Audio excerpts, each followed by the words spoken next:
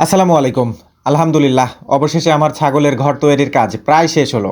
বেশ কয়েকদিন আগেই কাজ শেষ হয়েছিল, কিন্তু ভিডিওটি পরে আপলোড দিচ্ছি। যদিও কাজ করতে আমার মোটামুটি 4 দিন লেগেছিল। আপনারা অনেকেই জানেন এটা আমার ছাগলের দিনের শেড, রাতের শেড আলাদা। সেজন্যই মূলত এটি অনেক বেশি খোলামেলা তৈরি করা হয়েছে। তবে এটাকেও রাতের শেড হিসাবে ব্যবহার করা যাবে। নিচের এই অংশটা টিন দিলে এবং পর্দার ব্যবস্থা করলে হয়তো সেটিও সম্ভব। তবে আমার আপাতত প্রয়োজন নেই, যার কারণে সেটি করিনি। এই শেডের মাচাটা শুধুমাত্র কাঠের তৈরি, বাকি সবই বাঁশ দিয়ে তৈরি করা হয়েছে। একেবারে অল্প খরচে করার কারণেই মূলত বাঁশ ব্যবহার করা হয়েছে বেশি পরিমাণে। চারিদিকে বেড়া দরজা সবই বাঁশের তৈরি করা। আর মিস্ত্রি খরচ তো একেবারেই নেই, আমি নিজেই তৈরি করেছি। এই ঘরের চালাটাও এখানে আগে যে ঘর ছিল সেটার মতোই রেখে দিয়েছি।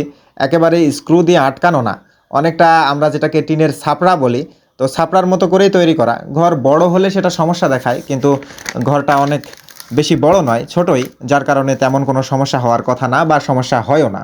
শুধুমাত্র প্রতি বছর চালের উপরের বাঁশটা পরিবর্তন করতে হয়। যাই হোক, সেটাও বাঁশের কাবাড়ি দিয়েই তৈরি করা। কাবাড়িগুলো দুই মুখে করে দেওয়া হয়েছে, কারণ বৃষ্টির দিনে যদি একমুখ করা হতো তাহলে পা পিছলে যাওয়ার সম্ভাবনা থাকে, যার কারণেই দুই মুখ করে দেওয়া হয়েছে। যারা একেবারে নতুন ছাগলের ঘর তৈরি করবেন তারা এই বিষয়টা লক্ষ্য রাখবেন। আগের ভিডিওতে জানিয়েছিলাম এটি 13 ফিট বাই 7 ফিট একটা ঘর।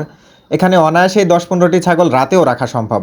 যারা নতুন উদ্যোক্তা স্বল্প পরিসরে খামার শুরু করতে চাচ্ছেন তারা এভাবেই কম খরচে ঘর তৈরি করতে পারেন। কিছুটা মডিফাই করতে হবে, যেহেতু রাতের জন্য রাখবেন। যদি খামারটা আপনার বাড়ির এরিয়ার বাইরে হয় তাহলে অবশ্যই দরজা এবং পাশের বেড়া এরকম রাখলে হবে না, আরও মজবুত করতে হবে, অন্যথায় চুরি হওয়ার সম্ভাবনা আছে।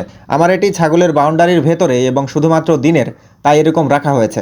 আরও একটা কথা বলি ঘর নিয়ে, সেটা হলো বর্তমানে অনেকেই বলেছেন যে ইট দিয়ে ঘর শুরু করবেন।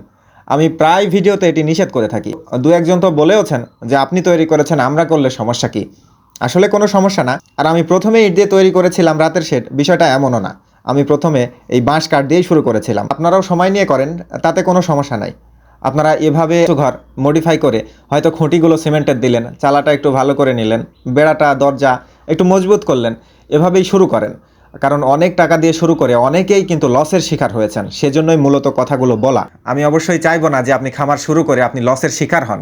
ইট দিয়ে তৈরি করলে যে আপনি লসের শিকার হবেন বিষয়টা এমন না। বিষয়টা হচ্ছে শুরুতেই ইনভেস্টটা বেশি হয়ে গেল, সেখানে যদি আল্লাহ না করো কোনো লস হয় তাহলে আপনার লসের পরিমাণটা বেশি হবে। আর যদি অল্প পরিমাণ টাকা খরচ করে শুরু করেন, সেখানে যদি লসের শিকার হন তাহলেও সেটা চোখে পড়ার মতো হবে না। আপনি শুরু করার পর যখন দেখবেন আপনার খামারের গ্রোথ ভালো আছে, তখন আপনি ইনভেস্ট করেন। আপনি ইট দিয়ে করেন, রড দিয়ে করেন, পাথর দিয়ে করেন, যা খুশি তাই দিয়ে করেন। এটাই হচ্ছে মূলত আমার কথা। এখন শোনা না শোনার বিষয়টা আপনার উপর। আল্লাহ আপনাদের সবাইকে ভালো রাখুক, সুস্থ রাখুক। আসসালামু আলাইকুম।